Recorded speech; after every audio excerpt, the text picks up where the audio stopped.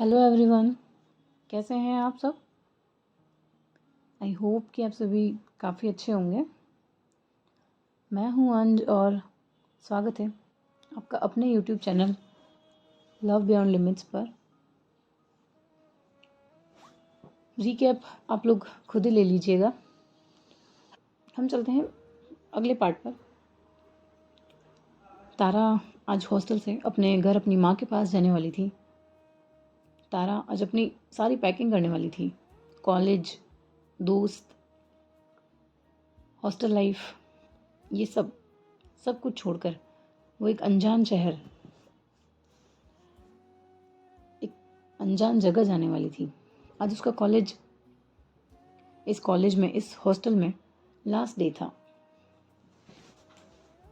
सुबह का hostel room थोड़ा ठंडा था, लेकिन तारा के दिल में एक अजीब सी गर्मी थी।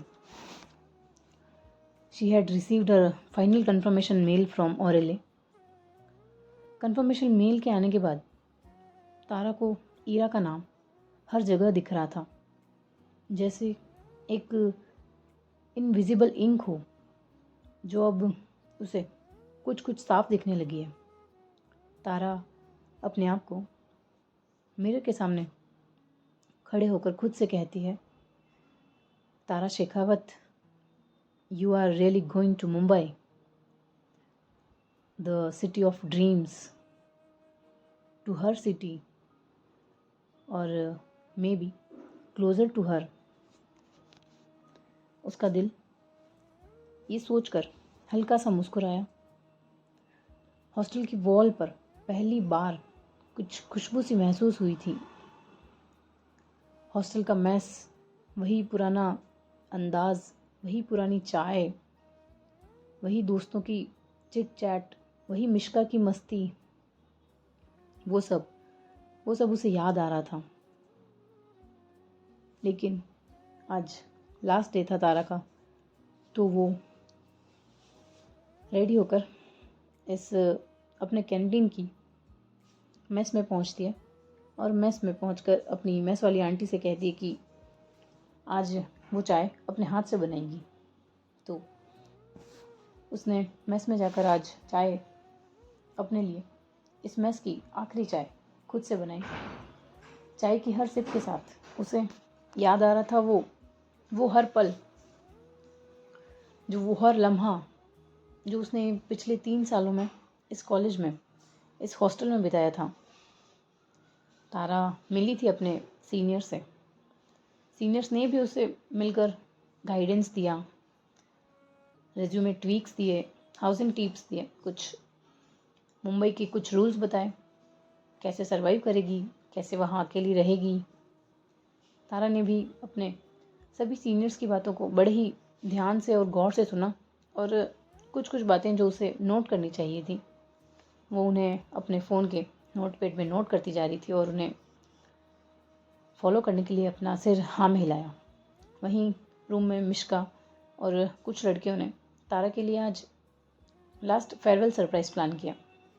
उसके रूम में कुछ लड़कियां जो कि उसकी बैचमेट रही हैं इन 3 सालों में, वो एक प्यारा सा केक और अपने हाथ में लेकर पहुंचती हैं, और तारा के रूम में एक प्यारा सा फेयरवेल डेकोरेशन, छोटा सा ही सही पर छोटा सा प्यारा सा क्यूट सा उन्होंने एक डेकोरेशन कर रखा था।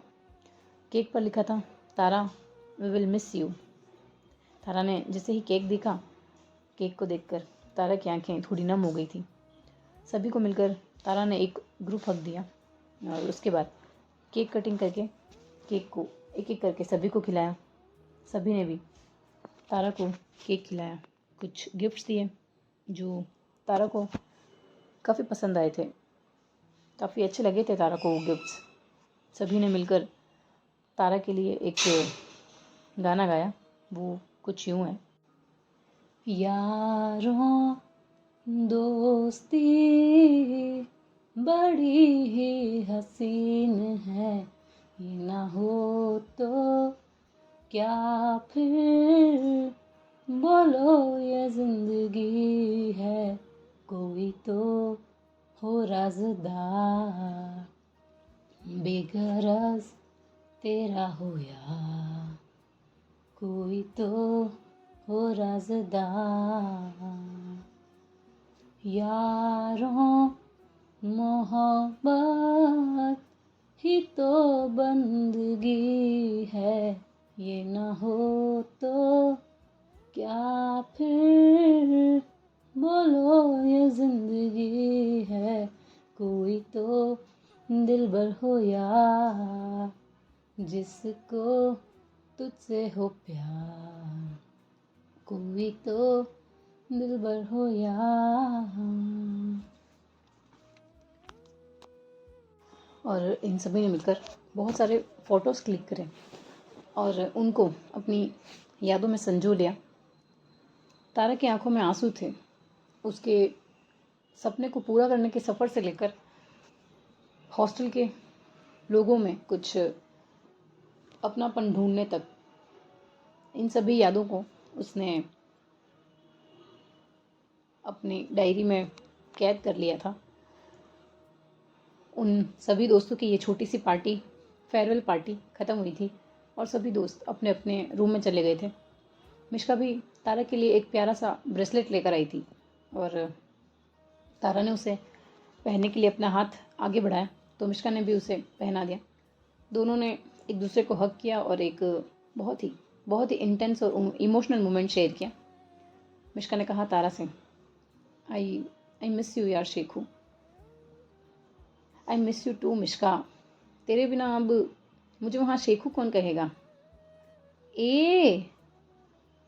तू मुंबई जा रही है, इसका मतलब ये नहीं कि मैं तेरा पीछा छोड़ दूंगी।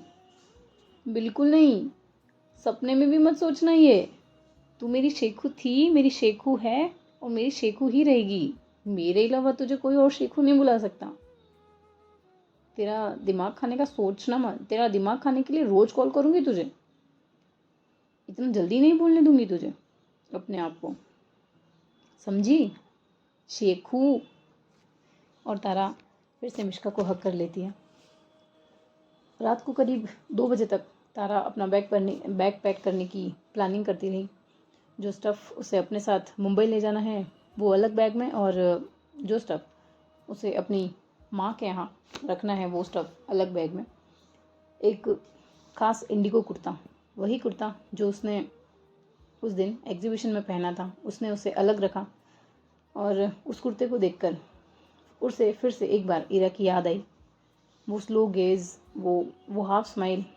उसने अपना फ़ोन उठाया और इंस्टाग्राम पर उसका प्रोफाइल खोल दिया और खोलने के कुछ सेकंड बाद ही वो उसे वापस भी बंद कर देती है और खुद से कहती है, नहीं, मैं वीक नहीं हूँ, मैं उसके सामने ऐसे नहीं जा सकती। ये सोचकर उसने अपना कंफर्ट हुडी पहना और हॉस्टल की टेरेस पर जाकर कुछ देर उस फुल मून को, खूबसूरत चांद, उसको तकने लगी, जो आज तारा को याद दिला रहा है कि आज लास्ट है जो तू मुझे इस टेरेस से देख रही है, इस हॉस्टल की टेरेस से देख रही है। थोड़ी देर बाद तारा ने ईरा के एक इंटरव्यू का एक पुराना सा वीडियो ओपन किया। उसमें जहाँ ईरा कह रही है, sometimes your gut feeling is louder than your logic. Tara ने बार बार वो लाइन अपने दिमाग में रिवाइंड की। अगली सुबह तारा के लिए एक फेयरवेल लेटर नोटिस बोर्ड पर उसके बैचमेट्स ने लगा दिया था। तारा ने अपनी सारी पैकिंग कर ली और अपने उस हॉस्टल रूम को एक बार फिर से देखा और उसकी दीवारों को अपने हाथ से छुआ। उसने उस कोने को देखा जहाँ वो पहली बार रोई थी। उसने उस दीवार को देखा जहाँ उसने वो स्केच अपने लगाए थे। उसने वो दीवार देखी जहाँ उसने अपने हाथों से वो स्केच लगाए थे। वो सारे अपने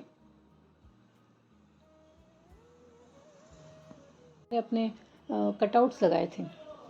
उसने अपनी डायरी निकाली, वही नीले कवर वाली डायरी निकाली और उसमें लिखा, आज तक मैं सिर्फ ज्वेलरी डिज़ाइन करती थी, अब खुद को डिज़ाइन करने जा रही हूँ। और तारा अपने सारे स्टफ़, एक हाथ में सूटकेस और कमर पर बैग पैक, एक हाथ में अपना टोट बैग लिए हुए तारा अपने रूम से बाहर निकल गई। बाहर hostel warden, mess aunty, Mishka और उसके बैचमेट्स, ऑलमोस्ट सभी लोग तारा को सी ऑफ करने आए थे। कुछ प्रोफेसर्स भी आए थे वहाँ तारा को ब्लेसिंग्स देने, क्योंकि तारा उन सभी की फेवरेट स्टूडेंट जो थी। उन प्रोफेसर्स में से एक ने कहा, तारा, तुम्हारे डिज़ाइंस में जो डेप्थ है वो किसी छोटी ज़िंदगी का नतीजा नहीं हो सकता। God bless you my child, we wish you success in all of your future endeavours. Tara भी सभी के ब्लेसिंग्स को बहुत ही ग्रीड के साथ एक्सेप्ट करती है। मिश्का ने तारा को गले लगाया और कहा, मुंबई से ईरा ले आना या ईरा से मेरी तारा को बचा लेना, लेकिन खुद को मत खोना। तारा ने भी मिश्का को एक बहुत ही वार्म हग दिया और अपने सामान के साथ जाकर टैक्सी में बैठ गई। तारा ने टैक्सी का दरवाज़ा बंद किया और छोटी सी आवाज़ दिल से निकली और कहा, मैं आ रही हूँ ईरा। और तारा टैक्सी से कुछ ही देर में अपने हॉस्टल के नियरेस्ट रेलवे स्टेशन पहुंच गई, जहाँ की उसकी माँ के घर तक की जो ट्रेन के टिकट्स हैं वो कंफर्म थी। वो ट्रेन में बैठ जाती है और तारा का ये जो सफ़र है वो कुछ ही घंटों में पूरा हो जाता है। करीब उसे पहुँचते पहुँचते शाम हो जाती है और वो शाम को जोधपुर रेलवे स्टेशन पर उतर कर अपने लिए कैब बुक करती है और कैब से वो सीधा अपने घर पहुँचती है। डोर बेल रिंग करती है तो उसकी माँ सामने। तारा ने जैसे ही अपने घर की डोर बेल रिंग करी, उसकी माँ ने दरवाज़ा खोला। माँ के बाल खुले थे, उन्होंने एप्रन पहना हुआ था और तारा को देखते ही उसकी माँ का चेहरा एकदम खिल उठा। तारा की माँ कहती है, आ गई मेरी डिज़ाइनर बेटी, आजा आजा, तेरा ही इंतज़ार कर रही थी मैं। तारा माँ के गले लग गई और माँ ने भी उसे बहुत ही प्यार से गले लगाया। 2 सेकंड के लिए तारा की आंखों से आंसू निकल गए, क्योंकि वो घर की खुशबू, वो माँ के हाथ, माँ का गले मिलना, वो सब अलग ही होता है ना। वो माँ का जो प्यार है वो एक बिना शर्तों वाला होता है, बिना किसी रीज़न के होता है। तो बस ये दोनों अपने ऐसे ही गले मिलकर माँ ने उसे अंदर बुलाया और माँ ने कहा, तारा तू बैठ, मैं तेरे लिए चाय बना के लाती हूँ, फिर हम दोनों बैठ कर बातें करेंगे।